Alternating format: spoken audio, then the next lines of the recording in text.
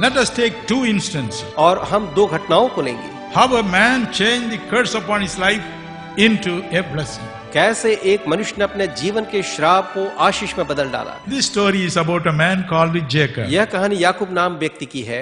Jacob means deceiver. याकूब का अर्थ होता है धोखेबाज। One who is a specialist in cheating people. एक ऐसा व्यक्ति जो लोगों को धोखा देने में बहुत ही विशेषज्ञ हो। And this man और यह जो व्यक्ति था याकूब, cheated his brother. उसने अपने भाई के साथ धोखा किया And then और उसके बाद ran away from his home. वो अपने घर से भाग खड़ा हुआ। After several years he was coming back. कई वर्षों के बाद वो लौट रहा था He was mortally afraid of his brother. और वो अपने भाई से मौत के लिए डरता था। Numbers 32:23 says, गिनती 22 और उसका वचन 23 में यूं कहता है।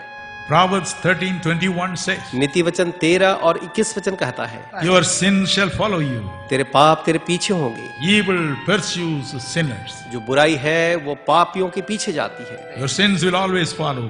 आपके पाप हमेशा आपके साथ चलेंगे। So this man's sins followed him. इसके पाप इसके साथ चलते गए। When he came back to see his brother, जब वो अपने भाई से मिलने को आया, he began to tremble in his heart. वो अपने हृदय में कांपने लगा।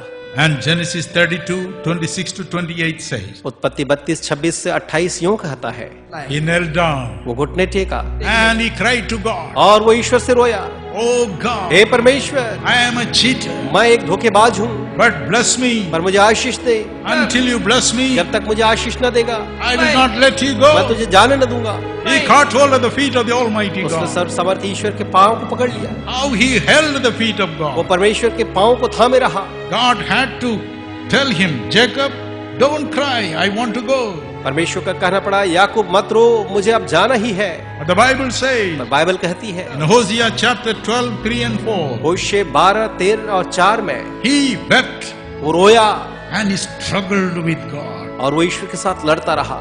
God could not go away, leaving him crying. परमेश्वर से रोता हुआ छोड़ करके न जा सका। God is a God of compassion. परमेश्वर तरस का परमेश्वर है। Psalm 111 and verse 4 says, भजन 111:4 कहता है, God is gracious परमेश्वर अनुग्रहकारी है and full of compassion. और तरस से भरा हुआ The है। more Jacob cried, जितना ज्यादा याकूब रोया, I will not let you go. मैं तुझे जाने न दूंगा, Bless me. मुझे आशीष दे। I am a cheater. मैं एक धोखेबाज हूँ, I am a deceiver. मैं धोखा देने वाला हूँ, I am a sinner. मैं पापी हूँ।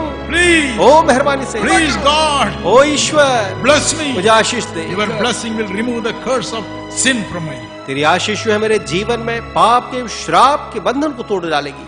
There was a wonderful couple from Chennai, Chennai से वहाँ एक युगल आया हुआ था, Mr. John Walter and Mrs. Kamala Walter. भाई जॉन वॉल्टर और उनकी पत्नी बहन कमला वॉल्टर थे वे। Mrs. Kamala Walter was left to die with cancer. बहन कमला वॉल्टर जो है कैंसर से मरने वाली थी। Mr. John Walter was an Air Force official, भाई जॉन वॉल्टर एक एयरफोर्स ऑफिसर थे। very big official. वो वायुसेना में बड़े अधिकारी थे। What did he do? और उनने क्या किया? He told me. उनने मुझे कहा, Every day he would kneel down. हर दिन वो घुटने पर आते। He would imagine that Jesus Christ is standing before him. वो सोचते कि उनके सामने प्रभु यीशु ख्रिस्त खड़ा है And he would imagine he is catching hold of his feet. और कल्पना करते कि वो उनके पांव को पकड़े हैं And cry. और वो रोते And cry. और रोते रहते, Lord Jesus, Prabhu Yeshu, I will not let go your feet unless you heal my wife. जब तक तू मेरी पत्नी को चंगा न करेगा मैं तेरे पांव को नहीं छोड़ूंगा। And Jesus had to hear him. और यीशु को उन्हें सुनना ही पड़ा, Had to heal his wife. उसकी पत्नी को चंगा करना ही पड़ा। Probably in the same way, Jacob cried. और शायद ऐसे ही याकूब रोया, I will not let you go unless you bless me. मैं तुझे तब तक जाने न दूंगा जब तक तू मुझे आशीष न दे।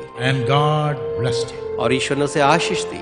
God blessed him. ईश्वर ने उसे आशीष दी, Remove the curse of sin from him. उसके जीवन से पाप के श्राप को हटाया, Gave him his blessing. उसे उसकी आशीष दी। He said, Jacob, उसने कहा, याकूब, I'm going to change your name into Israel. मैं तेरा नाम इसराइल में बदल दूंगा। Israel means इसराइल का अर्थ है prince with God. ईश्वर के साथ राजकुमार, Prince with God. ईश्वर के साथ राजकुमार। Nobody can say Jacob is a sinner hereafter. अब कोई भी ये ना कह सकेगा याकूब एक पापी है। You will live with me. तू मेरे साथ जिएगा, You will walk with तू me. मेरे साथ चलेगा। I'll be the king, you'll be the prince. मैं राजा और तू राजकुमार होगा, He'll do the same thing for you. और वही वह आपके लिए करेगा। Are you here with the load of sin? क्या आप यहाँ पाप के बोझ के साथ हैं? Are you addicted to many evil habits? क्या आप कई प्रकार की बुरी आदतों के आदी हैं? Are you running away because you have cheated people? इसलिए क्योंकि लोगों का आपने धोखा दिया कि आप भागते फिर रहे हैं। Tonight God's blessings will come.